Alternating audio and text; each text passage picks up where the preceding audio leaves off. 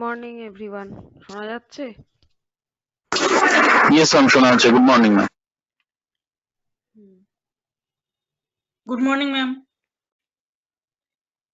Good morning.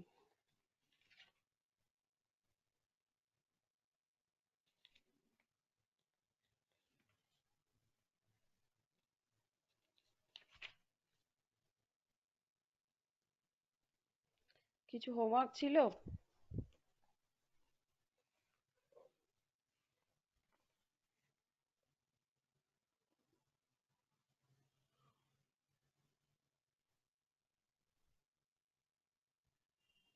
আগের দিনের পিপিটিটা দেখেছো সবাই? ম্যাম আরেকবার বলুন। আগের দিনের পিপিটিটা সবাই দেখেছো? Yes ma'am, yes ma'am. বাকি সবাই রিপ্লাই দাও একটু। বাকিরা রেসপন্স করছো না কেন? ক্লাসে চুপ করে বসে থাকলে হবে? একটু রেসপন্স করতে হবে তো। বলো, ম্যাগনেটিক ফ্লাক্স কাকে বলে? হোয়াট ইজ ম্যাগনেটিক ফ্লাক্স এবং তার ইউনিট?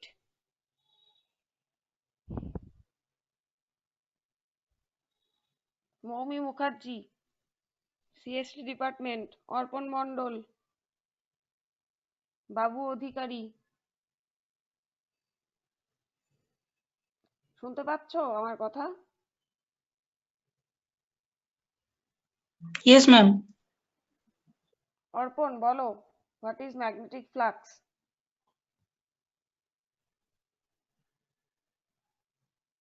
ম্যাম আগের দিনের পিপিটিটা ম্যাম দেখা হয়নি, আজকে দেখে নেব। প্রতিদিনেরটা প্রতিদিন রেগুলার দেখবে, ঠিক আছে? না হলে পরের দিনের যে পড়ানোটা সেটা তার সঙ্গে লিঙ্ক করতে পারবে না, কারণ প্রত্যেক দিনই রেগুলার ওয়েতে সিলেবাসটা যেহেতু পড়ানো হচ্ছে, তাই একটার সঙ্গে আরেকটা কিন্তু ইন্টারলিঙ্কড।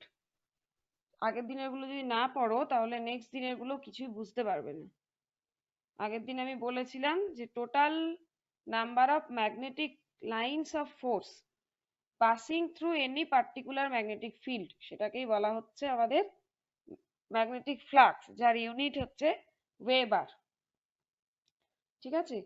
আর কি বলেছিলাম? Flux density, magnetic flux density, যে পার ইউনিট এরিয়াতে যতটা পরিমাণ ফ্লাক্স ফ্লো করছে, that is called magnetic flux density.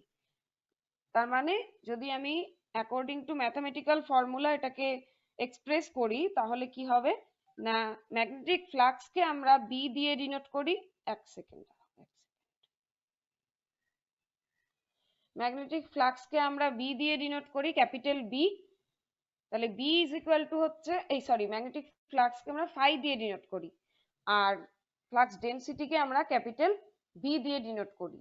তাহলে পার ইউনিট এরিয়াতে ফ্লাক্স ফ্লো মানে ফ্লাক্স মানে হচ্ছে ফাই, আর এরিয়া হচ্ছে এ।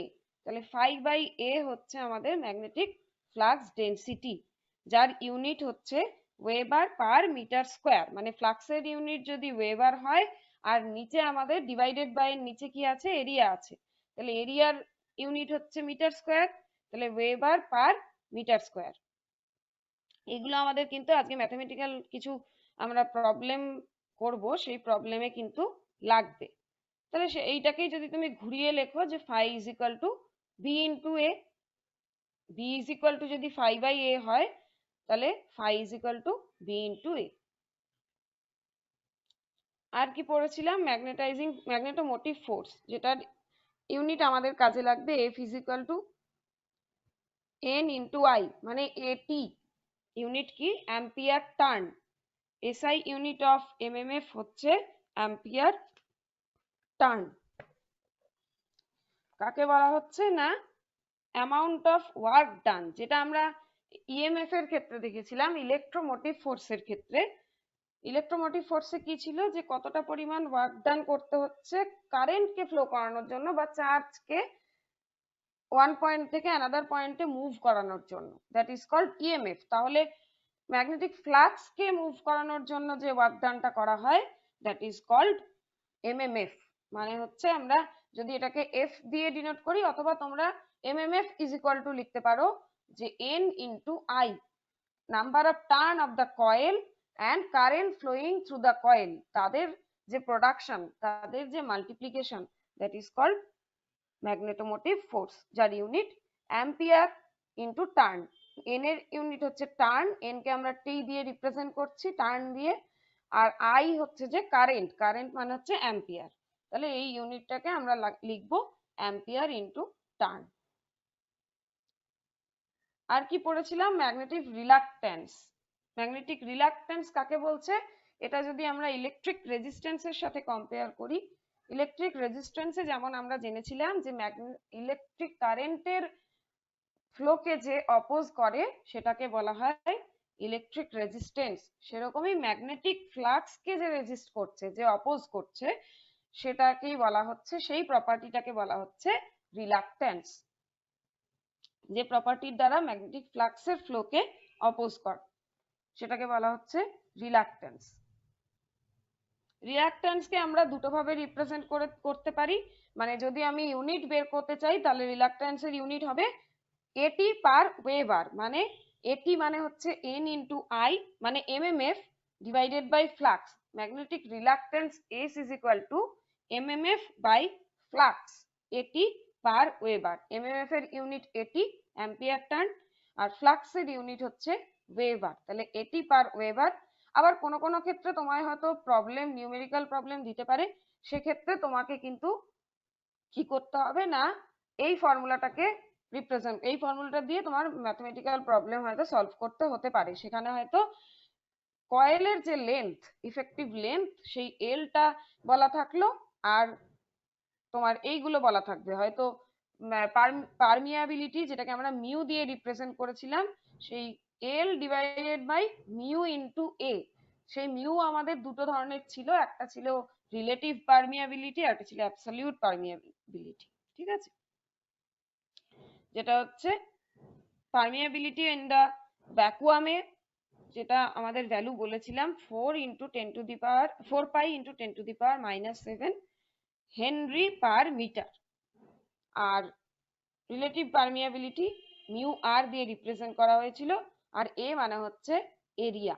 তাহলে এল বাই মিউ এ বা mu zero into mu R A, mu is equal to mu zero into mu R A, এগুলো আমি বলেছিলাম। আর কি বলেছিলাম? পারমিয়ান্স। পারমিয়ান্স হচ্ছে রেসিপ্রোকাল অফ ম্যাগনেটিক রিলাক্ট্যান্স, মানে 1/s বলতে পারো।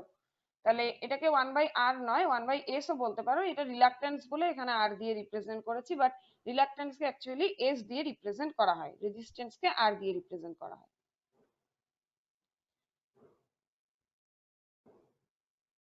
ম্যাগনেটিক পারমিয়াবিলিটি কি ছিল না, এটা একটা এমন একটা প্রপার্টি ম্যাগনেটিক মেটেরিয়ালের, যেটা কিনা ম্যাগনেটিক লাইনস অফ ফোর্সকে তার মধ্যে দিয়ে কতটা পরিমাণ ফ্লো করতে দেবে সেটা অ্যালাউ করে, সেটাই হচ্ছে ম্যাগনেটিক পারমিয়াবিলিটি, যেটার ভ্যালু আমরা বের করব কিভাবে না, flux density divided by magnetizing force V/H। আর আমরা পড়েছিলাম যে দুটো সার্কিট, যদি ম্যাগনেটিক সার্কিট আর ইলেকট্রিক সার্কিট দুটো থাকে, সেক্ষেত্রে তাদের কম্পারিজন করতে দিলে আমাদের কিছু পয়েন্টকে কনসিডার করতে হয়। এগুলো আগের দিন বলেছিলাম, যে ফ্লাক্সের অ্যানালোগাস কি, এমএমএফ এর অ্যানালোগাস কি, রিলাক্ট্যান্সের অ্যানালোগাস কি, এই প্রত্যেকটা পয়েন্টকে কনসিডার করে আমরা কম্পারিজন গুলো পড়েছিলাম। পারমিয়াবিলিটির অ্যানালোগাস কি, রিলাক্টিভিটি, রেজিস্টিভিটি, এরকম আমরা কিছু পয়েন্টস দেখেছিলাম। আজকে যেটা পড়বো সেটা হচ্ছে হিস্টেরেসিস লুপ। আশা করি আগের দিনের কিছু সমস্যা হয়নি, যদি সমস্যা হয়ে থাকে আবার বলবে, নেক্সট আমি বলে দেবো আরেকবার।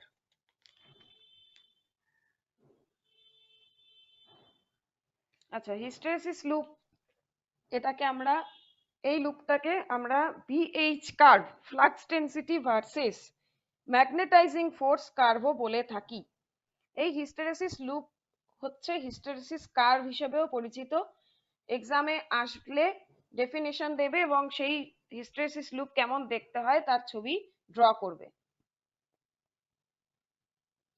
তো এটা একটা 4 কোয়াড্র্যান্ট গ্রাফ, যেটা কি দেখায় না, relationship between induced magnetic flux density and the magnetizing force, flux density which is represented in as B and magnetizing force as H. It is often referred to as the BH loop, যেটা একটু আগেই বললাম. From hysteresis loops we can determine a number of magnetic properties about material. মানে এই লুপটার যে কি বলবো diameter, লুপটা কতটা চওড়া হবে বা কতটা সরু হবে সেটা ডিপেন্ড করে অ্যাকর্ডিং টু ম্যাগনেটিক মেটেরিয়াল. সেটা কি টাইপের ম্যাগনেটিক মেটেরিয়াল, ফেরোম্যাগনেটিক, প্যারাম্যাগনেটিক নাকি ডায়াম্যাগনেটিক. তো এই তিন ধরনের ম্যাগনেটিক মেটেরিয়ালের জন্য এই বিএইচ লুপ কিন্তু তিন ধরনের হয়. আরো কিছু আমরা পয়েন্ট এখান থেকে পাবো, সেটা হচ্ছে retentivity, residual magnetism, coercive force, permeability এবং রিলাক্টেন্স. পারমিয়াবিলিটি আর রিলাক্টেন্স আমরা আগের দিনই পড়েছি, বাট এখানে আজকে তিনটে নতুন জিনিস আমরা পাচ্ছি. সেটা হচ্ছে retentivity, residual magnetism and coercive force. সেটা কি সেটা আমরা পরে আসছি, লুপ দেখলে বুঝতে পারবো.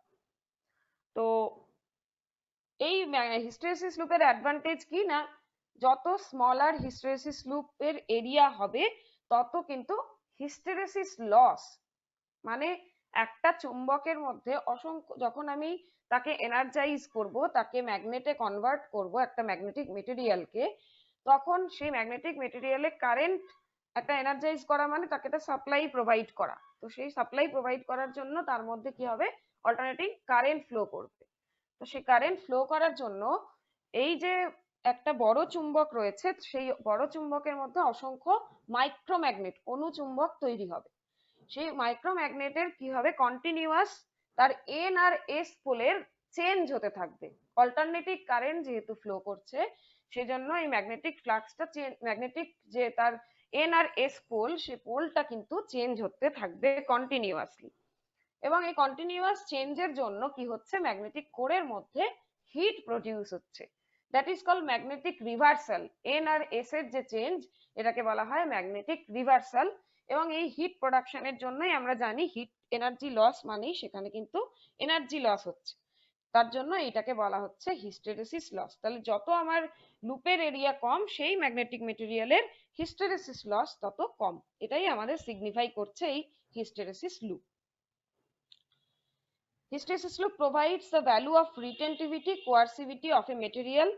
Thus, the way to choose perfect material to make permanent magnet core of machine becomes easier. মানে এই hysteresis loop, coercivity, retentivity একটা মেটেরিয়ালের যেহেতু বলছে যে এর রিটেনটিভিটি কতটা পরিমাণ ফ্লাক্স এ ধরে রাখতে পারবে, এর রেসিডুয়াল ম্যাগনেটিজম কিরকম, তার উপরে ডিপেন্ড করে আমরা কিন্তু মেশিনের যে কোর, পুরো আমাদের যত রকমের ইলেকট্রিক্যাল মেশিন আছে, প্রত্যেকটা ইলেকট্রিক্যাল মেশিনের কোর কিন্তু এই ম্যাগনেটিক মেটেরিয়াল দিয়ে তৈরি করা হয়. তাহলে কি ধরনের কোর কোন মেশিনের জন্য ইউজ করা হবে সেটা চুজ করব আমরা কিন্তু এই হিস্টেরেসিস লুপ দিয়ে বিচার করি.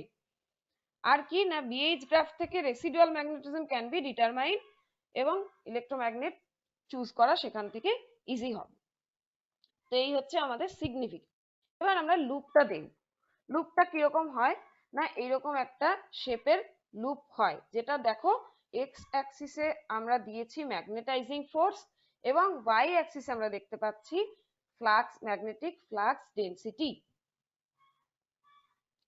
তো ফার্স্টে যখন কোনো কারেন্ট ফ্লো করছে না, তখন কি হচ্ছে, মেটেরিয়াল, ম্যাগনেটিক মেটেরিয়ালের মধ্যে এই যে বি আর এইচ, এই দুটোই কিন্তু জিরো রয়েছে. তো ফার্স্ট, এটা আমি স্টেপে স্টেপে দেখো এটা লিখেছি. ফার্স্ট স্টেপেই যেটা বলছে, when supply current I is equal to 0, so no existence of flux density B and magnetizing force H. The corresponding point is O in the graph above. এই যে গ্রাফটা আমি করেছি, এই O পয়েন্টটা এখানে হচ্ছে যখন কোনো কারেন্ট ফ্লো নেই, H ও 0, B ও 0. এবার আমি আস্তে আস্তে কারেন্টটাকে 0 থেকে ইনক্রিজ করব একটা সার্টেন ভ্যালুতে, যেখানে কি হবে, এই ও থেকে এ যে পাথটা রয়েছে, এই পাথটাতে আস্তে আস্তে কারেন্ট ইনক্রিজ করছি. এবং দেখো এখানে সেকেন্ড স্টেপে বলেছে, when current is increased from 0 value to a certain value, magnetizing force H and flux density both are set up. মানে H এর ভ্যালুও পাচ্ছি আবার ফ্লাক্স ডেন্সিটির ভ্যালুও পাচ্ছি। সেই পাথটা কি না ও থেকে এ, এখানে অ্যারো দিয়ে দেখানোই আছে। নেক্সট হচ্ছে স্টেপ 3 তে একটা সার্টেন ভ্যালু অফ কারেন্টের জন্য ফ্লাক্স ডেন্সিটি বিকামস ম্যাক্সিমাম, যেখানে একটা পয়েন্টে গিয়ে কি হবে কোরটা স্যাচুরেট হবে, এরপরে আর যতই তুমি কারেন্টের ভ্যালু চেঞ্জ করো না কেন ফ্লাক্স ডেন্সিটির ভ্যালু কিন্তু আর বাড়ছে না, বা এইচ এম এর ভ্যালু মানে এইচ এর ভ্যালু কিন্তু বাড়ছে না। That is called magnetic saturation. এখানে হচ্ছে আমাদের স্যাচুরেশন পয়েন্ট, এই ও টু এ পয়েন্টটা হচ্ছে স্যাচুরেশন। তাহলে certain value of current flux density B becomes maximum. The point indicates the magnetic saturation or maximum flux density of this core material. All elements of the core material get aligned perfectly. মানে এই যে N R S এর reversal হচ্ছিল, একটা certain value of কারেন্টে এই N S change হওয়াটা বন্ধ হয়ে গেল, তার কারণে ওখানে স্যাচুরেট হলো, কোরটা স্যাচুরেট হয়ে গেল। তো এখানে পারফেক্টলি এন আর এস এর অ্যালাইনমেন্ট তৈরি হলো, hence H max is marked on H axis, এবং এই অ্যাক্সিস বরাবর এই যে এক্স অ্যাক্সিস বরাবর এইচটাকে কিন্তু ম্যাক্সিমাম আমরা মার্ক করলাম। So no change of value of B with further increment of H occurs beyond point A, A পয়েন্টের পর আর কোনো রকম বি এর ইনক্রিজ হবে না। স্টেপ 4 এ কি বলছে, when the value of current is decreased, যখন কারেন্টের ভ্যালু ডিক্রিজ করছি স্যাচুরেশনের পর, from its value of magnetic flux saturation, H is decreased along decrement of B, not following the previous path, rather following the back path. দেখো এই অবধি গিয়ে এটা কিন্তু আবার বি অ্যাক্সিসে গিয়ে বি পয়েন্টে স্টপ হয়েছে, বি পয়েন্টে স্টপ হয়েছে। তাহলে এ সামনের দিকে ফরওয়ার্ড পাথ না ফলো করে সে কি করলো ব্যাকওয়ার্ড পাথে ফলো করলো, এবং এইখানে কি হচ্ছে এই বি পয়েন্টে গিয়ে স্টপ হলো, যে কার্ভ যেই কার্ভটাকে বলা হচ্ছে এ বি। পরের স্টেপে কি আছে না point B indicates H is equal to 0 and I is equal to 0 with a certain value of B. একটা সার্টেন ভ্যালু অফ বি তে কি হচ্ছে না পয়েন্ট বি হচ্ছে 0 হয়ে গেছে এবং এইচ ইজ ইকুয়াল টু 0 হয়ে গেছে। এটার মানে হচ্ছে lagging of B behind H is called hysteresis, মানে এইচ থেকে বি ল্যাগ করে গেছে, ফ্লাক্স ডেন্সিটি ম্যাগনেটাইজিং ফোর্সের থেকে ল্যাগ করেছে, এই পয়েন্টটাকে বলা হচ্ছে magnetic hysteresis. The point B explains that after removing magnetizing force, magnetism property with little value remains in this magnetic material is known as residual magnetism. এই যে একটু আগে আমি বলছিলাম যে দেখো এই যে 0 হয়ে গেল, বাট এই যে পোর্শনটা এইটুকু পোর্শন কিন্তু আমার কি হচ্ছে রেসিডুয়াল ম্যাগনেটিজম রয়েছে। আমি তো এই পয়েন্টটাকে এখানেও মেলাতে পারতাম কিন্তু মেলাইনি, কারণ এই কোডটার মধ্যে একটা প্রপার্টি রয়েছে যে কিনা ম্যাগনেটিজম প্রপার্টিটাকে ধরে রাখবে। এই ও টু বি যে পোর্শনটা, এই ও টু বি পোর্শনটাকে বলা হচ্ছে রেসিডুয়াল ম্যাগনেটিজম। এটা প্রত্যেকটা মেশিনে আমরা যে কোর ইউজ করছি, সেই কোর যখন মেশিন অপারেট করছে এই রেসিডুয়াল ম্যাগনেটিজম কিন্তু সেই কোরের মধ্যে থাকছে। Residual magnetism is a vital, মানে কি বলবো একটা পোর্শন, ভাইটাল একটা টার্ম, যে টার্মটার জন্য মেশিনগুলো অপারেট করছে। তো এই এইটুকু পোর্শনকে মানে ও টু বি এই ভ্যালুটাকেই বলা হচ্ছে residual flux density due to the retentivity of the material, মানে মেটেরিয়ালের ফ্লাক্সটাকে ধরে রাখার যে ক্ষমতা এটাকেই বলা হচ্ছে রিটেনটিভিটি।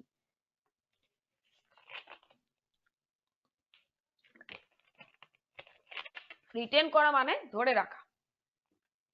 তো এই কার্ভে আমরা দেখতে পাচ্ছি এই ও টু বি পোর্শনটাকে বলা হচ্ছে রিটেনটিভিটি অ্যান্ড রেসিডুয়াল, রিটেনটিভিটির কারণে এটাকে বলা হচ্ছে রেসিডুয়াল ম্যাগনেটিজম। স্টেপ 6 এ কি বলছে, এবার আমরা আসবো আস্তে আস্তে কোয়ারসিভিটির দিকে।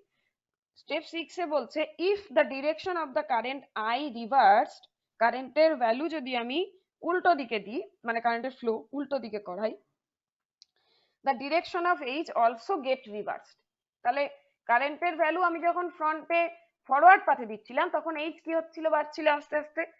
এবার আমি আস্তে আস্তে এটাকে নেগেটিভ পাথে ফ্লো করাচ্ছি, উল্টো দিকে কারেন্টটাকে। তাহলে এইচটাও আস্তে আস্তে রিভার্স ডিরেকশনেই মুভ করবে এবং কি পাথ ফলো করছে দেখো, কার্ভে বি টু সি এই পাথটা ফলো করছে। decreases the value of residual magnetism and gets zero at point C. এবার আস্তে আস্তে রেসিডুয়াল ম্যাগনেটিজমের ভ্যালু কিন্তু কমছে। এই পোর্শন থেকে রেসিডুয়াল ম্যাগনেটিজম শুরু হয়েছিল, এই পোর্শনে গিয়ে জিরো হয়ে গেছে। তাহলে এইটুকু পোর্শনই আমার রেসিডুয়াল ম্যাগনেটিজম। তাহলে আস্তে আস্তে যখনই আমি কারেন্টকে রিভার্স করে দিলাম, এইচটা আস্তে আস্তে কিন্তু জিরো হতে থাকছে এবং রেসিডুয়াল ম্যাগনেটিজমও আস্তে আস্তে জিরো হতে থাকছে। সি পয়েন্টে গিয়ে এটা কিন্তু জিরো হয়ে যাবে with certain negative value of H. This negative value of H is called coercive force বা coercivity. এই যে এই O to C এইটুকু পোর্শনকে বলা হচ্ছে coercive force বা coercivity। তাহলে O to B এই পোর্শনটাকে বলা হচ্ছে রেসিডুয়াল ম্যাগনেটিজম, রিটেনটিভিটির জন্য এটা হচ্ছে, এবং O to C এটা হচ্ছে তোমার coercivity। তাহলে the direction, if the direction of current I is reversed, the direction of H also get reversed. The increment of H in reverse direction following the path B to C decreases the value of residual magnetism that gets zero at point C with certain negative value of H. This negative value of H is called coercive force. H is increased more in negative, আরো বেশি নেগেটিভে আমি বাড়াচ্ছি, যেমন করে আমি পজিটিভে বাড়িয়েছিলাম সেই same ভাবে নেগেটিভে বাড়াচ্ছি। B gets reverses following path C to D। এখানে C তে আমার শেষ হলো, এবার আবার আমি মানে নেগেটিভ দিকে বাড়াচ্ছি। নেগেটিভ থেকে বাড়ানোর সাথে সাথে কি হচ্ছে, ডি পয়েন্টে এসেও থামছে। তাহলে H is increased more in negative direction further. B gets reverses following path C to D. At point D, again magnetic saturation takes place but in opposite direction with respect to previous case. মানে first কেসেও আমরা দেখেছিলাম যে magnetic reversal, magnetic hysteresis হয়েছিল এই পয়েন্টে। তাহলে negative দিকেও একটা ম্যাগনেটিক হিস্টেরেসিস হচ্ছে, যেটাকে বলা হচ্ছে ডি পয়েন্টে again magnetic saturation takes place but in opposite direction with respect to previous case. মানে ফরওয়ার্ড পাথে যে ম্যাগনেটিক স্যাচুরেশন হয়েছিল সেম ভাবে রিভার্স পাথেও কিন্তু ম্যাগনেটিক স্যাচুরেশন হলো। at point D, B and H get maximum values in reverse direction। যেমন আমরা positive ডিরেকশনে B maximum H maximum দেখেছিলাম, সেরকম দেখো নেগেটিভ ডিরেকশনেও কিন্তু ডি পয়েন্টে B maximum and H maximum দেখতে পাচ্ছি, but in reverse direction, minus sign. Next step কি বলছে 8 নাম্বার স্টেপে, যে if we decrease the value of H in this direction, again B decreases following the path DE। আবার আমরা কমাচ্ছি আস্তে আস্তে, এটা আমরা ম্যাক্সিমাম দিকে বাড়িয়েছিলাম রিভার্স ডিরেকশনে, এবার আস্তে আস্তে আবার কমাচ্ছি, যেটা ই পয়েন্টে এসে জিরো হচ্ছে। তাহলে we decrease the value of H in direction, again B decreases following the path DE। At point E, H gets zero value but B is with finite value. The point E stands for the residual magnetism in negative direction of the magnetic core material in opposite direction with respect to previous case। আমরা positive ডিরেকশনে residual magnetism দেখেছিলাম, এবার negative ডিরেকশনে আমরা residual magnetism দেখতে পেলাম এই O to E। ঠিক আছে, number 9 স্টেপে বলছে if the direction of H again reversed by reversing the current I, then residual magnetism or residual flux density minus Br again decreases and gets zero at point F following the path E to F। Again further increment of H, the value of B increases to zero and its maximum value saturation level point F to A। মানে একটা complete cycle হলো। প্রথমে শুরু করলাম আমরা ও থেকে, যখন আমাদের কোনো কারেন্ট ছিল না, জিরো ছিল, তখন এটাও বিও জিরো এইচও জিরো। আস্তে আস্তে আমি কারেন্ট ইনক্রিজ করলাম, একটা সার্টেন লেভেলে কারেন্টের ভ্যালু, মানে সার্টেন লেভেল অফ কারেন্টের ভ্যালুতে ফ্লাক্স ডেনসিটিটা কি হলো, তোমার ম্যাক্সিমাম হলো এবং ফ্লাক্স ম্যাগনেটাইজিং ফোর্সটাও ম্যাক্সিমাম হলো। যে পয়েন্টটাকে বলা হচ্ছে এ পয়েন্ট, এই এ পয়েন্টটার নাম হচ্ছে ম্যাগনেটিক স্যাচুরেশন। এবং এই স্যাচুরেশনের জন্য এটাতে আমি যতই এইচ বাড়াই না কেন, ভি কিন্তু আর বাড়বে না। আস্তে আস্তে আমি নেগেটিভ দিকে আসছি, কমাতে কমাতে কমাতে কমাতে যখন আমি বি পয়েন্টে এলাম, সেখানে হচ্ছে একটা আমার রেসিডুয়াল ম্যাগনেটিজম তৈরি হলো এবং বি টু সি যেখানে এইচ জিরো হয়ে যাচ্ছে, এখানে একটা রেসিডুয়াল ম্যাগনেটিজম তৈরি হলো। এবার সি থেকে ডি এর দিকে আমাকে আবার নেগেটিভ দিকে আমি সেম প্রসেসটাই, যেটা ফরওয়ার্ড প্রসেসে করছিলাম, সেম প্রসেসটাই নেগেটিভ রিভার্স প্রসেসে করছি।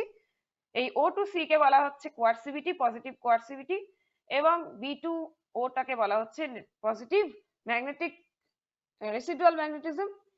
আস্তে আস্তে এটাকে রিভার্সাল প্রসেসে সেম ভাবে ফরওয়ার্ড প্রসেসে যা করেছিলাম, এ পয়েন্টে কার্ভটাকে আবার নিয়ে গেলাম।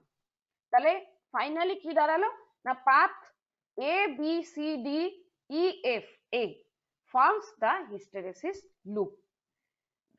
নোটে কি বলছে, the shape and the size of the hysteresis loop depend on the nature of the material. প্রথমেই আমি বলেছি যে যেই ধরনের মেটেরিয়াল আমরা চুজ করব তার উপরে বেস করে কিন্তু এই যে লুপটা রয়েছে এটা সরু হবে নাকি মোটা হবে, চওড়া হবে নাকি তোমার সরু হবে, সেটা কিন্তু এই ম্যাগনেটিক মেটেরিয়ালটার উপরেই ডিপেন্ড করছে।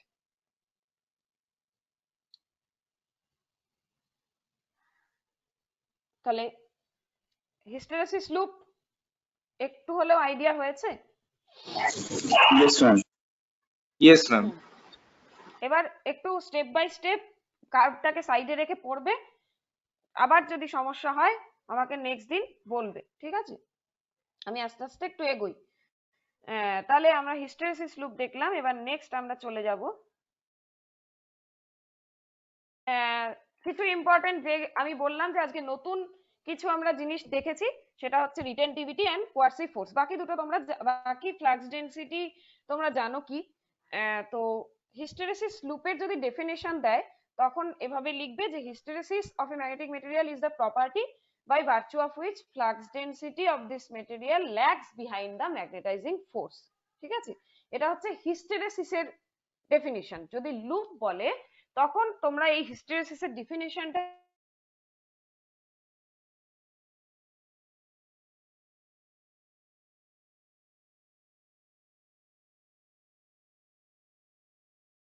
and ম্যাগনেটাইজিং ফোর্স, ফ্লাক্স ডেনসিটিকে আমরা ওয়াই অ্যাক্সিসে রাখবো এবং ম্যাগনেটাইজিং ফোর্সকে এক্স অ্যাক্সিসে রাখবো।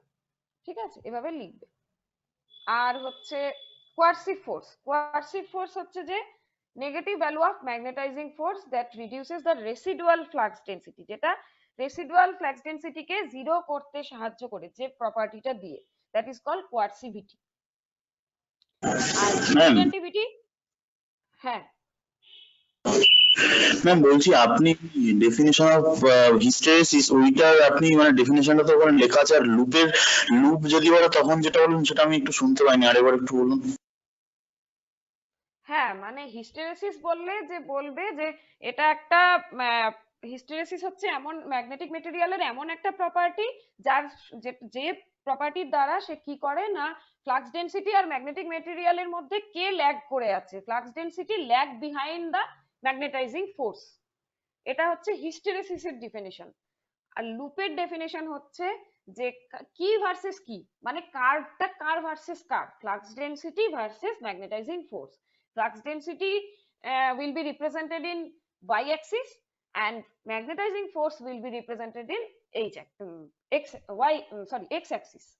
ঠিক আছে, যেটা কার্ভে রয়েছে, কার্ভে কি আছে, ফ্লাক্স ডেনসিটিকে আমরা y axis এ রিপ্রেজেন্ট করেছি এবং ম্যাগনেটাইজিং ফোর্সকে x axis এ রিপ্রেজেন্ট করেছি।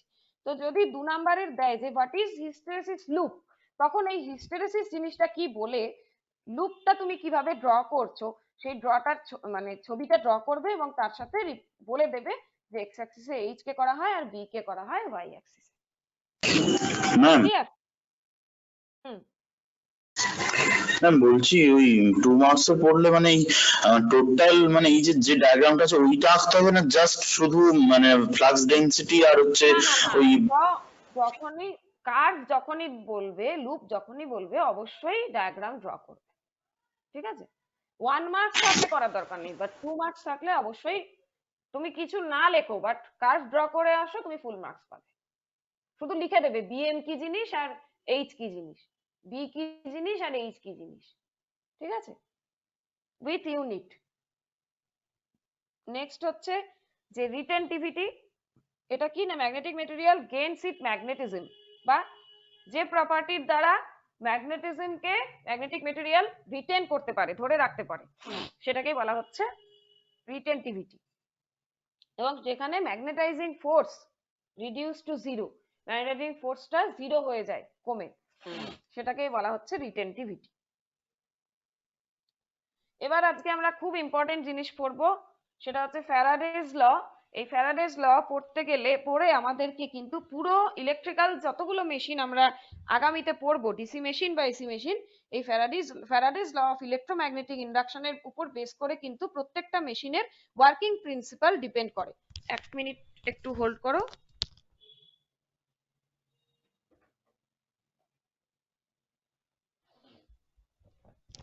তো working principle Faraday's law of electromagnetic ইন্ডাকশনের উপর কিন্তু প্রত্যেকটা মেশিনের ডিপেন্ড করছে। তো ফার্স্ট লাই যেটা বলবো, যে একটা যদি ম্যাগনেটিক ফিল্ড থাকে এবং একটা কন্ডাক্টর থাকে, তাহলে সেই কন্ডাক্টরের মধ্যে যখন আমি কন্ডাক্টরকে এনার্জাইজ করছি with some supply, with some voltage, তো তখন কি হচ্ছে না, ম্যাগনেটিক ফিল্ডের মধ্যে আর কন্ডাক্টরের মধ্যে একটা রিলেটিভ মোশন ক্রিয়েট হচ্ছে, ঠিক আছে। একটা কন্ডাক্টর আইদার মুভ করতে পারে অথবা ম্যাগনেটিক ফিল্ড মুভ করতে পারে, মানে রোটেট করতে পারে, যে কোনো একটা মুভ করবে, একটা স্ট্যাটিক থাকবে, that is called relative motion. তাহলে ফার্স্ট লয়ে ফ্যারাডে এটাই বলেছেন, বিজ্ঞানী ফ্যারাডে, যে if there is any relative motion between conductor and magnetic field or flux, an EMF will be induced in that particular conductor. সেই কন্ডাক্টরের মধ্যে according to induction process একটা EMF voltage generate হবে সেই coil বা কন্ডাক্টরের অ্যাক্রসে। if there is any relative motion between conductor and magnetic field, an EMF will be generated বা EMF will be induced in that particular conductor. If the conductor is static and magnetic flux is moving, it will be called statically induced EMF. যদি conductor স্থির থাকে, magnetic flux move করে, সেটাকে বলা হচ্ছে statically induced EMF. আর ঠিক উল্টো অ্যারেঞ্জমেন্টে যদি করা হয়, that is called dynamically induced EMF. এবার কি ফার্স্ট লয়ে যেটা কি বললো, যে ইএমএফ ইন্ডাকশন তো হলো কন্ডাক্টরের অ্যাক্রসে, সেই ইএমএফটা ইনডিউসড কতটা পরিমাণ হলো, তার যে ম্যাগনিটিউড, তার যে ভ্যালু, সেটা আমাকে পেতে হবে। আমি যখন একটা ট্রান্সফরমারের অ্যাক্রসে, একটা যে কোনো মেশিনের অ্যাক্রসে আমি যখন ভোল্টেজ সাপ্লাই দিলাম, এবং তার মধ্যে যেহেতু কয়েল রয়েছে মেশিনটার মধ্যে, সে কয়েলের মধ্যে কারেন্ট ফ্লো করলো, কারেন্ট ফ্লো করার জন্য কয়েলের মধ্যে কি হচ্ছে, ফ্লাক্স ফ্লো করলো। এই যে ফ্লাক্সটা ফ্লো করলো, ফ্লাক্স ফ্লো করার জন্য কি হচ্ছে না, একটা ইএমএফ ইনডিউসড হচ্ছে সেই কন্ডাক্টরের অ্যাক্রসে। সেই ইএমএফটা কতটা পরিমাণে ইনডিউসড হলো, তার ম্যাগনিটিউডটা কিসের উপরে ডিপেন্ড করবে না, প্রপোর্শন হবে তার সাথে rate of change of flux linkage. খুব ইম্পর্টেন্ট এই লাইনটা, rate of change of flux linkage. কখনোই কিন্তু বলবে না যে magnitude of induced EMF will be proportional to বা will be equal to flux linkage, rate of change of flux linkage বলতে হবে, ঠিক আছে। Time, it is time varying, সেজন্য ফ্যারাডেজ ল থেকে আমরা কখনোই ডিসি ভোল্টেজ প্রডিউস করতে পারবো না। ফ্যারাডেজ ল থেকে অলওয়েজ এসি ভোল্টেজই প্রোডাকশন হয়। যে আমরা ডিসি জেনারেটর বা ডিসি মোটর বলছি, অ্যাকচুয়ালি কিন্তু ডিসি প্রোডাকশন হয় না, ভেতরে কিন্তু ফ্যারাডেজ ল অনুযায়ী এসি প্রোডাকশনই হয়।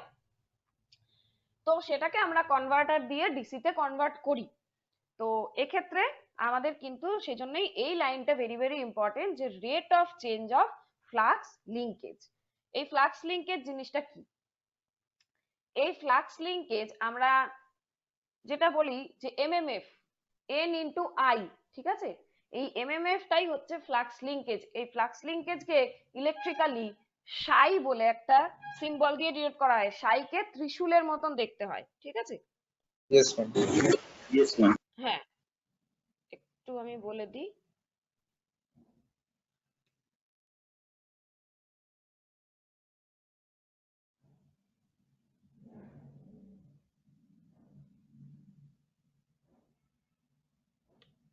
এই যে এরকম দেখতে হয়, ঠিক আছে। Psi is equal to N into phi. এই এন ইন্টু ফাই মানে হচ্ছে কতটা পরিমাণ এই যে কয়েলটা রয়েছে, কয়েলের নাম্বার অফ টার্ন কত, এন, তাহলে এন এর সাথে কতটা পরিমাণ এই নাম্বার অফ টার্নের কয়েল ফ্লাক্সকে কাট করলো বা লিংক করলো।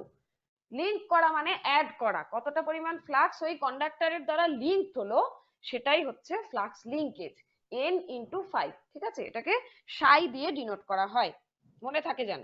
তাহলে ফার্স্ট ল বললো যে ইএমএফ ইনডিউসড হলো due to relative motion, conductor আর ম্যাগনেটিক ফিল্ডের মধ্যে রিলেটিভ মোশন থাকবে এবং সেখানে একটা ইএমএফ ইনডিউসড হবে। সেই কন্ডাক্টর আইদার মুভিং হতে পারে অথবা ম্যাগনেটিক ফিল্ড মুভিং হতে পারে, যে কোনো একটা মুভিং একটা স্ট্যাটিক। আর এই যে ইএমএফ টা ইন্ডাকশন হলো, সেই ইএমএফ ইন্ডাকশনের ভ্যালুটা কত, ম্যাগনিটিউডটা কত, সেই ম্যাগনিটিউডটা কার উপরে ডিপেন্ড করবে না, rate of change of flux লিঙ্কেজের উপর ডিপেন্ড করবে। এবার দেখো এখানে একটা আমি কয়েল আর একটা ম্যাগনেটিক মেটেরিয়াল নিয়েছি। এবার আমি যদি ফার্স্ট এখান থেকে দেখো যে consider a magnet is approaching towards a coil, here we consider two instant time t1 and t2, দুটো ইনস্ট্যান্টের আমি ফ্লাক্স লিঙ্কেজ বের করব, ঠিক আছে। তাহলে ফ্লাক্স লিঙ্কেজ মানে আমি বললাম n ইন্টু ফাই, তাহলে t1 যদি আমি টাইম 1 এর রেসপেক্টে ধরি, যেটাকে আমি সাই 1 বলতে পারি, সাই মানে হচ্ছে আমাদের flux linkage, t1 is equal to মানে t1 টাইমে n phi 1 আর t2 টাইমে n phi 2, change in flux linkage কি হবে তাহলে n into phi 2 minus phi 1। এবার এই phi 2 মাইনাস phi 1 কে আমি যদি phi ধরে নিলাম, ফ্লাক্স লিঙ্কেজ টোটাল ধরে নিলাম, তাহলে এবার আমি এটাকে rate of change of flux linkage মানে টাইমের রেসপেক্টে আমি যদি ফ্লাক্স লিঙ্কেজ বের করি তাহলে হচ্ছে n phi বাই t। এই n phi বাই t কে আমরা কি করব, ডেরিভেটিভ করব। ডেরিভেটিভ করলে কি হবে, n তো আমাদের কনস্ট্যান্ট, তাই না, নাম্বার অফ টার্ন কন্ডাক্টরের কনস্ট্যান্ট, তাহলে কনস্ট্যান্টের ডেরিভেটিভ আমরা কনস্ট্যান্টকে আগে বের করে নেব।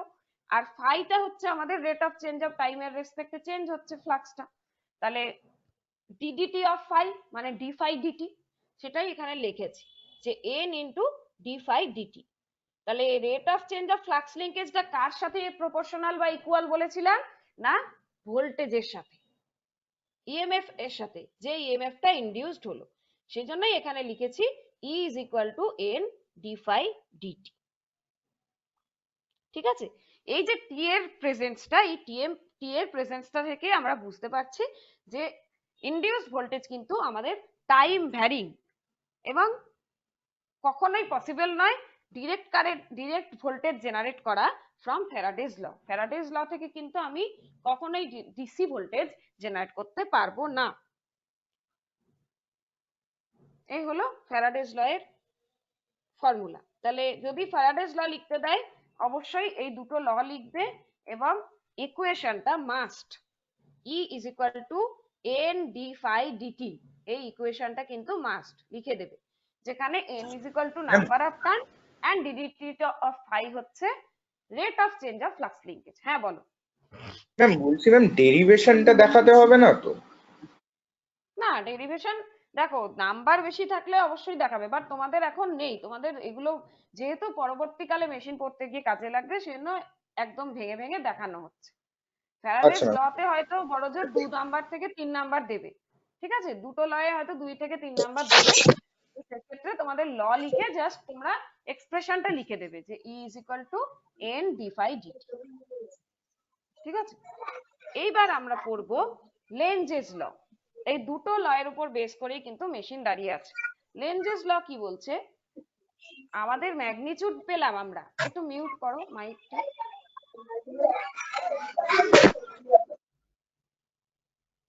আমরা ফ্যারাডেজ ল থেকে ইএমএফ পেলাম, তার ম্যাগনিটিউড পেলাম, কিন্তু তার পোলারিটি কিন্তু পাইনি। তাহলে polarity of induced EMF will B such that the effect will oppose the very cause which produces it। এটা হচ্ছে আমাদের লেনজেস ল এর ল। এবার আমাদের কোশ্চেন হলো যে what is effect and what is cause. এখানে কজটা হচ্ছে ফ্লাক্সটা, ফ্লাক্সের জন্যই ইএমএফটা প্রডিউস হলো। তাহলে ইএমএফ হচ্ছে আমাদের রেজাল্ট। আমাদের উদ্দেশ্য কি ছিল? ইএমএফ ইন্ডাকশন করা ফ্যারাডেজ ল থেকে। তাহলে অবশ্যই ইএমএফটা রেজাল্ট, ইএমএফটা আমাদের এফেক্ট। এবং কজ কি না, এই ফ্লাক্সের লিঙ্কেজের চেঞ্জ, rate of change of flux linkage, সেটা কি করবে? একে অপরকে অপোজ করবে। Effect will oppose the very cause. তাহলে E is equal to minus N D phi DT. ঠিক আছে, এফেক্ট হলো আমাদের ভোল্টেজ, কজ হলো আমাদের ফ্লাক্স, ফ্লাক্সের জন্য ভোল্টেজ তৈরি হলো। তাহলে অ্যাকর্ডিং টু লেনজেস ল আমরা দেখলাম যে ইএমএফ এর পোলারিটি কি হবে না, এমন ভাবে পোলারিটিটাকে করা হবে যেটা কিনা যে রেজাল্ট পেলাম সেই রেজাল্টটা কজটাকে বাধা দেবে। ঠিক আছে, এবার হচ্ছে কিভাবে ইএমএফ ইনডিউসড কয়েলের মধ্যে যে ইএমএফ তৈরি হচ্ছে সেটাকে বাড়ানো যাবে, ইনক্রিজ করা যাবে। তো প্রথমেই আমরা যেটা করতে পারবো যে number of turn of the coil. এই যে ট্রান্সফরমার আমরা পড়ি, ট্রান্সফরমারে কিন্তু এই জিনিসটা করা হয় যে step up transformer, step down transformer, number of টার্নকে চেঞ্জ করে আমরা ভোল্টেজ কমা বাড়া করি। তো নাম্বার অফ টার্ন যদি বাড়ানো হয়, মানে এনটাকে যদি বাড়ানো হয়, তাহলে কিন্তু আমাদের কয়েলের মধ্যে ভোল্টেজ ইনডিউসড কিন্তু বাড়বে, ইএমএফ ইন্ডাকশন বেশি হবে।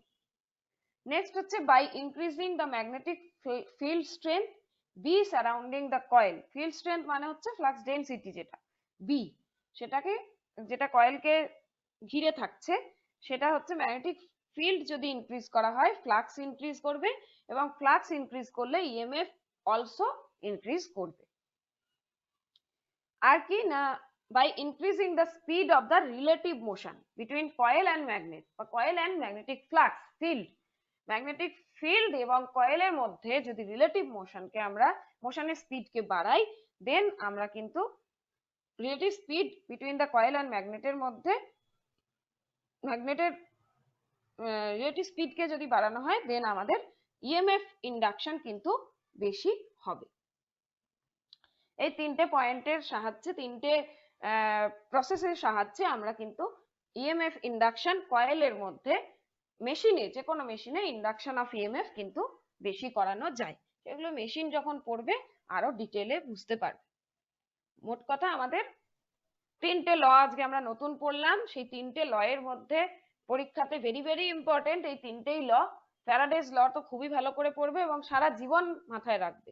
ঠিক আছে, যতদিন পড়াশোনা করবে, যতদিন তোমরা মানে ইঞ্জিনিয়ার্স থাকবে, সেই ইঞ্জিনিয়ার থাকাকালীন কিন্তু এই ল কিন্তু ভুলে গেলে চলবে না।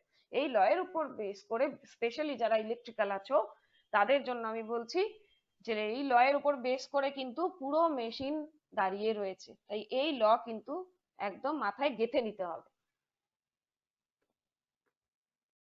এবার আজকে আমরা ম্যাগনেটিক সার্কিটের উপর কিছু নিউমেরিক্যাল করব। ঠিক আছে, তো করবো মানে তোমরাই করবে, আমাকে আনসার বলবে, আনসার না বললেও ফর্মুলা বলবে যে কিভাবে এগোবে।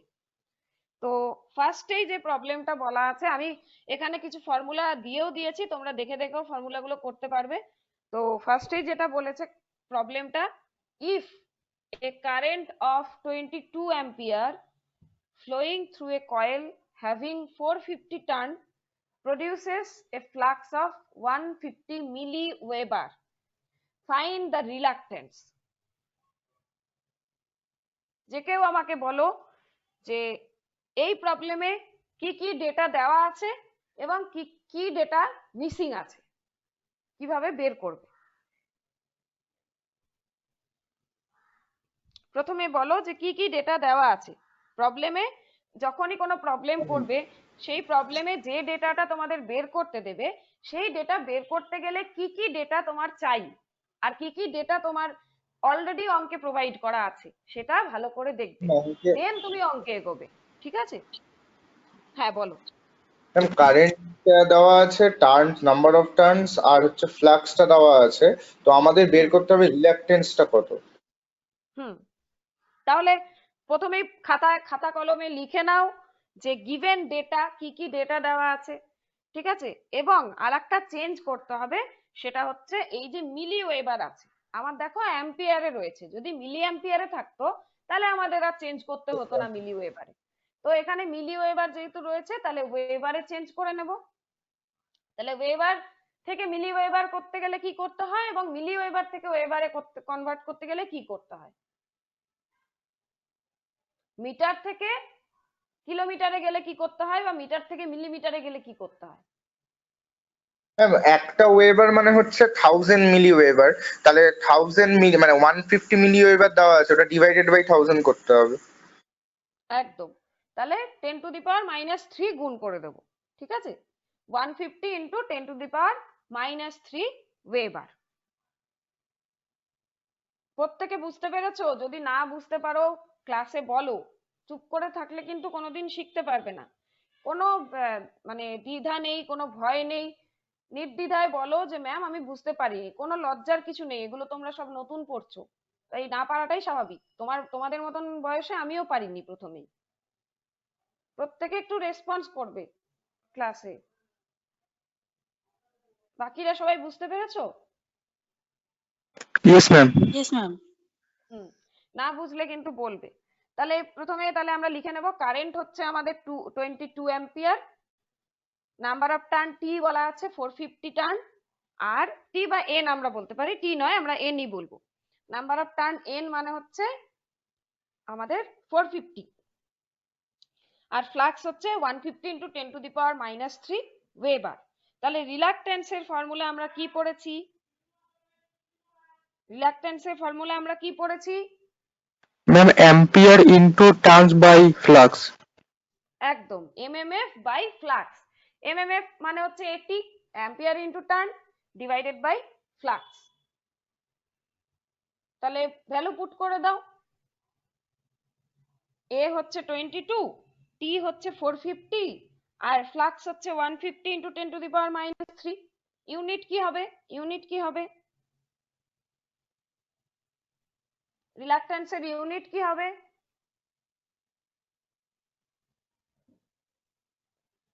ফর্মুলা থেকে বলো রিলাক্টেন্সের ইউনিট। Ma'am, Weber. কেন এবার হবে? ফর্মুলাটা ম্যাম কি আছে? Ampere, ma'am ampere turns per weber হবে। হ্যাঁ এক্স্যাক্টলি, কারণ আমাদের ফর্মুলা কি আছে? Ampere turn by flux. তাহলে অ্যাম্পিয়ার টার্ন মানে এমএমএফ বাই ফ্লাক্স, রিলাক্টেন্স মানে। তাহলে এমএমএফ এর ইউনিট কি? এটি, আর ফ্লাক্সের ইউনিট কি? ওয়েবার। তাহলে এটি বাই ওয়েবার। তাহলে আনসার কত বেরোচ্ছে? S is equal to reluctance, S is equal to answer কত? ম্যাম 6.666 আছে। এটি পার ওয়েবার, তাই তো? Yes ma'am. Hmm, next problem দেখো। নেক্সট প্রবলেম কি বলছে? A coil of 10 ohm, resistance 10 ohm and inductance 0.4 Henry is connected to a 100-volt supply. Find the energy stored in the coil. আচ্ছা, এটা তোমাদের পড়ানো হয়নি, বাট আজকে অঙ্কটা করো, আমি পরের দিন পড়িয়ে দেবো। এনার্জি স্টোরড ইন দ্য কয়েলের ফর্মুলা হচ্ছে, মানে ইন্ডাকট্যান্সের অ্যাক্রসে এনার্জি স্টোরড এর ফর্মুলা লিখে রাখো। E is equal to E across L লিখে রাখো। E across L বা energy stored across L is equal to E is equal to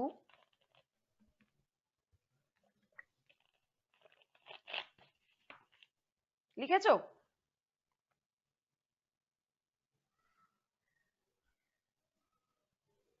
hello, yes ma'am লিখেছি, বলুন।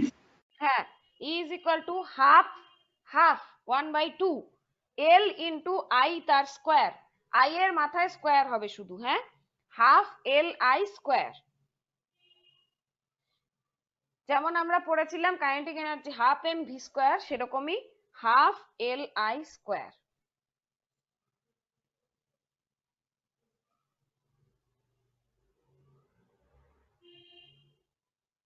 পুরো কিন্তু ফিজিক্সের সাথে রিলেটেড, দেখেছো তো প্রত্যেকটা জিনিস, হাফ LI স্কোয়ার। তাহলে এই অঙ্কটায় দেখো যে কারেন্ট বলেছে আমার কত কারেন্ট বলেছে, না কারেন্ট বলেনি, বলেছে হচ্ছে ভোল্টেজ, ভোল্টেজ বলেছে এবং রেজিস্ট্যান্স বলেছে। তাহলে এখান থেকে হ্যাঁ ইজিলি কারেন্ট ওহমস ল অনুযায়ী বের করে নেবো ভি বাই আই। তাহলে 100/100 ভোল্ট আর আর হচ্ছে 10 ওহম, তাহলে 100/10 মানে হচ্ছে 10 অ্যাম্পিয়ার কারেন্ট, ঠিক আছে, I is equal to 10 ampere. আর কি বলছে, এনার্জি বের করতে বলেছে। তাহলে আমার এনার্জিতে ফর্মুলাটা কি বললাম, half L into I square. তাহলে এল এর ভ্যালু হচ্ছে আমার বলেছে অঙ্কে 0.4 হেনরি, আর আই এর ভ্যালু আমি বের করলাম, তাহলে 0.4 হাফ ইন্টু 0.4 ইন্টু 10 তার স্কোয়ার।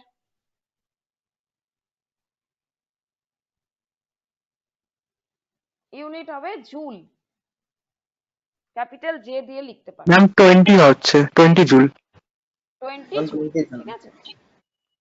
এই হচ্ছে আমাদের সেকেন্ড প্রবলেম। থার্ড প্রবলেমটা কি বলেছে, এটা একটুখানি বড় তোমার প্রবলেম। তো ফার্স্টেই যেটা বলেছে দেখো যে a coil of 500 turns having a resistance of 24 ohm is wound uniformly on a iron ring which has circumference of 75 centimeter. এই সার্কামফারেন্স মানে হচ্ছে আমাদের ইয়েটা, লেন্থটা, মিন লেন্থটা, L of 75 centimeter and cross sectional area এটা হচ্ছে 5 স্কয়ার মিটার। কি calculate করতে বলেছে না, MMF মানে magnetomotive force of the coil, reluctance of the ring, total flux in the iron if the ring is connected to 36 volt DC given that relative permeability of iron is 800, মানে mu আরটা বলে দিয়েছে 800 আর mu zero আমরা জানি 4 pi into 10 to the power -7। তাহলে আমরা mu পেয়ে গেলাম সেখান থেকে, mu zero into mu R.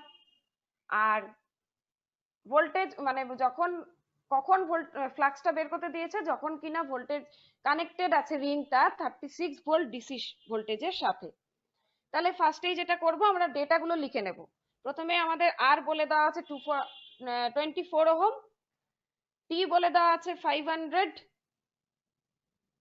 Number of turn, এল বলে দেওয়া আছে 75 সেন্টিমিটার, ঠিক আছে, পরেরটাও সেন্টিমিটারেই আছে তাই আমরা, আচ্ছা বাকিগুলো ওহম আছে। তাহলে এখানে তোমরা ইয়ে করো, 75 সেন্টিমিটারকে মিটারে কনভার্ট করে নাও আর এরিয়াটাকেও মিটার স্কয়ারে কনভার্ট করে নাও, ঠিক আছে, সেন্টিমিটার থেকে।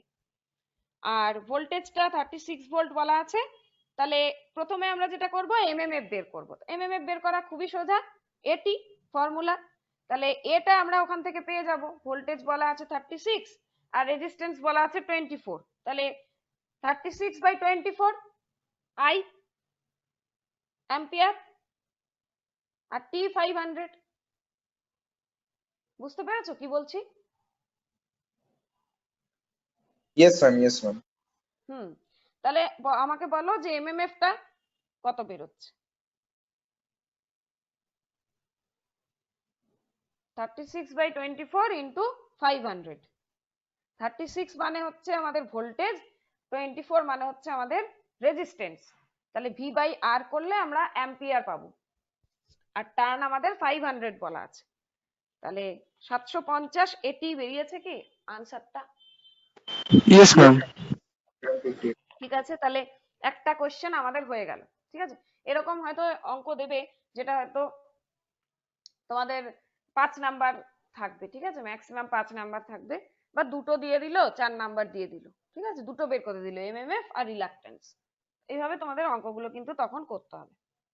এরপর রিলাক্টেন্স, এখানে কিন্তু আমরা এমএমএফ বাই ফাই করব না, কারণ আমার এখানে ফ্লাক্স বলে দেওয়া নেই।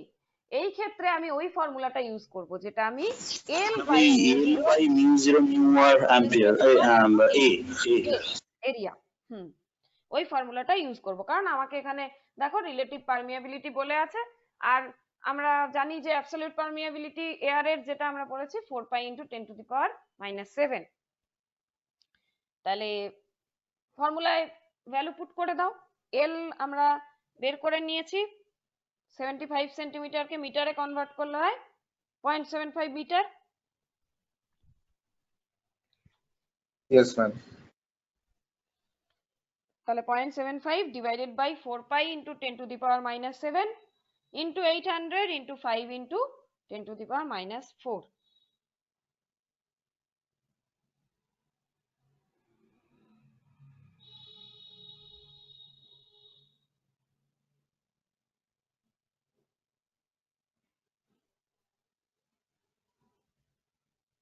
কত বেরোচ্ছে?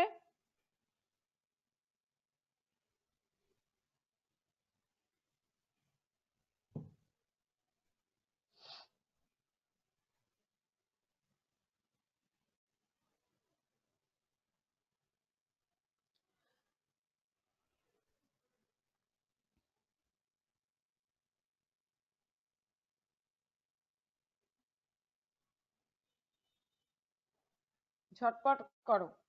এস কত বেরোলো? 1.49 আসছে। 1.49 শুধু? Ma'am 1.4914 into 10⁶। হ্যাঁ ঠিক, 1.4914 ইন্টু 10⁶। ইউনিট কি হবে? ইউনিট কি হবে? একটু ম্যাম আগেই করলাম। Ampere turn by weber. Ma'am 80 per weber. 80 per weber. তাহলে আমাদের সেকেন্ড নাম্বার আনসারও বেরিয়ে গেল, reluctance of the ring. Third নাম্বারটা আমাকে বের করতে বলেছে ফ্লাক্স। Very very easy. ফ্লাক্সের ফর্মুলা রিলাক্টেন্সের ফর্মুলা থেকেই পেয়ে যাব, এমএমএফ বাই রিলাক্টেন্স। রিলাক্টেন্স যদি এমএমএফ বাই ফাই হয়, তাহলে ফ্লাক্সের ফর্মুলা কি হবে? MMF by S. Reluctance MMF আমরা বের করে নিয়েছি, রিলাক্টেন্সও বের করে নিয়েছি, ওখান থেকে আমি দুটোকে ডিভাইড করলেই ফ্লাক্স পেয়ে যাব। দেখো ফ্লাক্সের ভ্যালু কত আসছে।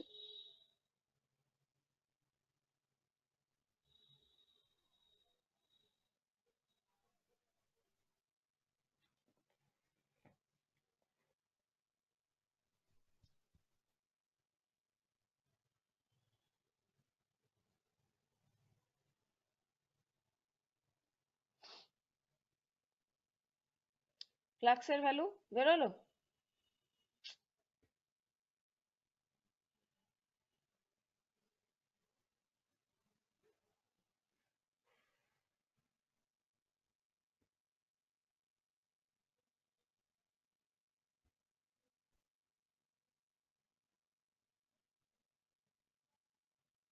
ফ্লাক্সের ভ্যালু বেরিয়েছে?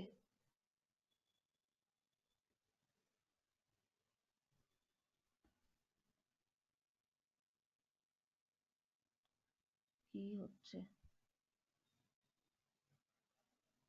Hello ma'am 5.028 into 10⁻⁴। হ্যাঁ কত জি?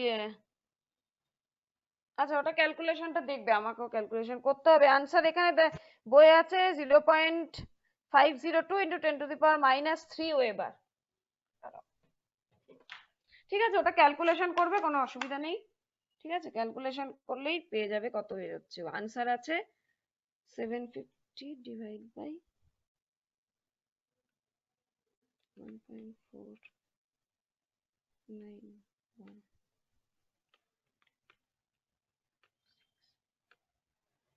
হ্যাঁ আচ্ছা এখানে ঠিকই আছে, 5.03 ইন্টু 10⁻⁴। ঠিক আছে ওয়েবার। এটা হচ্ছে আমাদের ফ্লাক্সের ভ্যালু।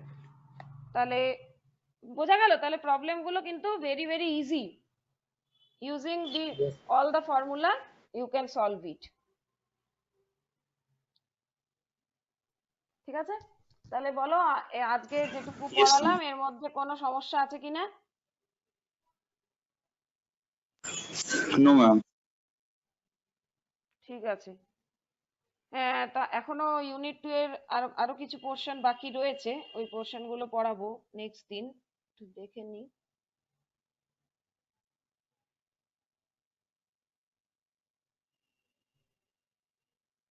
নেক্সট স্যার কি জয়েন করে গেছেন? হ্যাঁ, এখানে ফ্যারাডেজ ল হয়ে গেল, বিএইচ লুপ হয়ে গেছে। আচ্ছা, এডি কারেন্ট লস, হ্যাঁ এডি কারেন্ট লসটা পড়াতে হবে। আর এখানে ফ্লেমিংস এর left hand rule, right hand rule, energy stored in magnetic energy, আর প্রবলেমও কিছু করাতে হবে। ঠিক আছে, ঠিক আছে, তাহলে আজকে এটুকুই থাক। Thank you.